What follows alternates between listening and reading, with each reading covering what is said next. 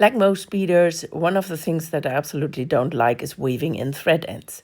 The other thing that I absolutely don't like is tying knots in starting rows, because they always get in my way. Now I show you a little trick on behalf of a peyote triangle, but this trick also works with all other kinds of techniques. You see, I strung my first beads, I made a ring, I reinforced my first round, and then I'm making the following rounds. Now, let us have a look. This is now a couple of rows away from my starting point. Let's have a look at the tail end. What happens if I don't weave in the tail end, if I just cut it off? You see, it's like, I reinforced my first 3 beads, so what should happen?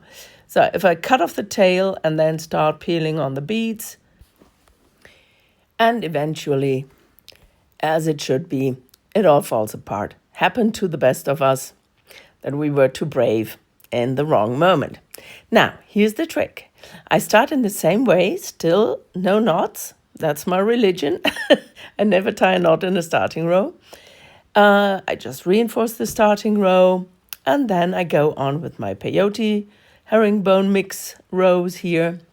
And after the 3rd row, for example, I'm just going back to the very first round with my working thread. So I don't have to thread the needle. I don't have to weave in through 20 beads or whatever. I just go back to the starting row and make sure that you really weave once completely around the circle of your first bead. So I'm going all the way around here, pass back through the bead where I started, and then I'm stepping up again to where I'm working right now.